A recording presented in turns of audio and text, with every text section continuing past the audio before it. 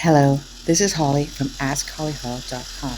Today we are going to talk to you about a very serious download in which I received around water. This download will help navigate you and will become your driving force to understanding the depth of what has happened for you your entire life since you were a child. Understanding and comprehending how simple water in all forms are a conduit for you. And once you understand this, you can get into the fast lane and you can use the power of water, H2O, hydrogenation, to not only store and learn to download intuitively yourself all the information that you need, but to also let go of stored energy within your system because it's been there a long time. Not only is it within your system, it is around you as well. Because when we admit, for instance, a negative thought, not only does that become trapped in every single cell in our body that is also filled with H2O, it allows us to feel trapped in our outside world because we have H2O, we have humidity, we have the essence of water all around us, in our air, underneath our feet, in our drinking water, in our food. And yes, even when people talk to you, when people are speaking to you, there is humidity, droplets of water, of humidity, as we have learned in the last 2 years, being masked up, coming out of their mouths. It is in the air everywhere. So when you have a negative thought, you are emitting that into the field of water. So let's do a little deep dive on that, shall we? In my book, 101 Answers from the Universe by Holly Hall, which you can find at Barnes& and Noble and Amazon, was a download of actually more than 101 questions answered. And that download was an answer to the question of, is there a God? The answers that I received from the Akashic Records or Source was that we don't call it God, or Source, or Universe, or Allah, or Jesus, or Buddhism. It is just, but you can call it whatever you want because it doesn't matter to the energy. And that energy is love and compassion. Love and compassion resides in all of the empty space.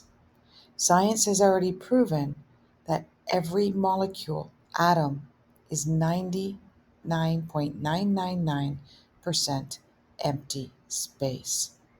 Even the hardest steel and dense rock is 99.99% space. You can look that up yourself. And so, therefore, water in its liquid form, frozen form, a form of mist or steam, dew, is also 99% space. So, what does this mean? First of all, it travels, it changes form, and it's everywhere, in everything. Even the driest of dry has moisture in it, around it, on it. It can't escape it, and neither can you. So, what does this mean? Why is this important that there's moisture in the clouds or in the atmosphere, or on the ground, or inside of you? Because that's where the data is. That's where the Akashic records are. That is where every memory of everything that has ever happened to every single person and every single thing and every single event is stored. It's not in an imaginary library up in the sky. It's in water. It's in moisture. It's in H2O, which is everywhere. So you have access to this. You can deliver to it, such as questions, queries, announcements, affirmations. It'll be stored there.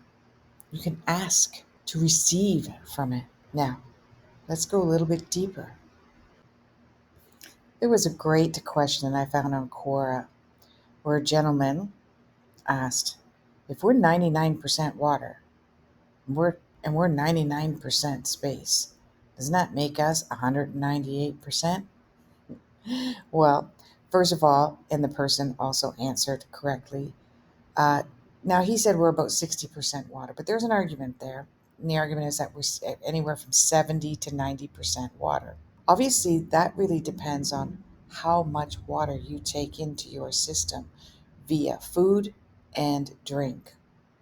It also determines how much you retain water, and that's another subject. But my clients who have a lot of water in their charts, such as Pisces, Cancer, Scorpio, etc., they retain a lot of water within their system, water retention, inflammation, fluid, swelling. And these people are extremely sensitive. Why?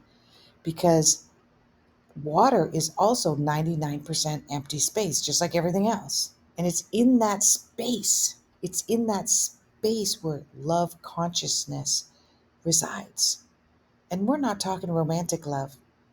We're not talking, we're talking a deep love that is non-form, non-feeling, a God-like love, a spirit-like love.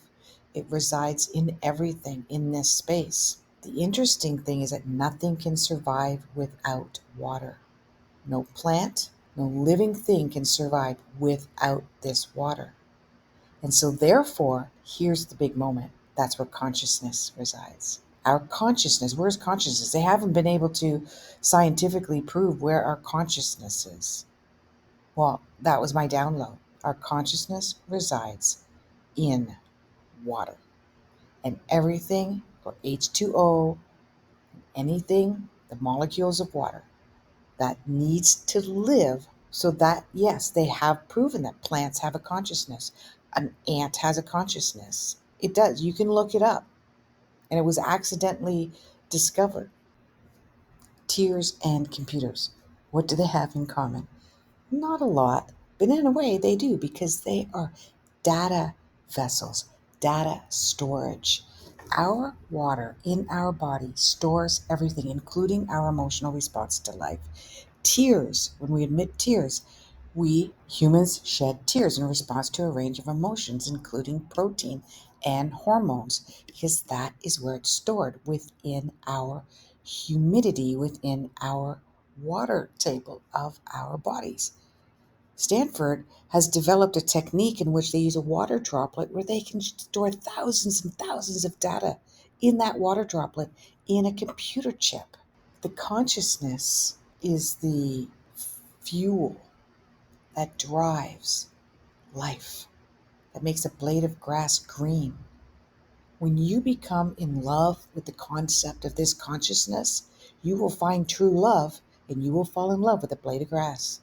You will fall in love with the sky. This is why when we're in nature, surrounded by everything that's saturated inside and out with H2O, that we feel at peace. We can get answers.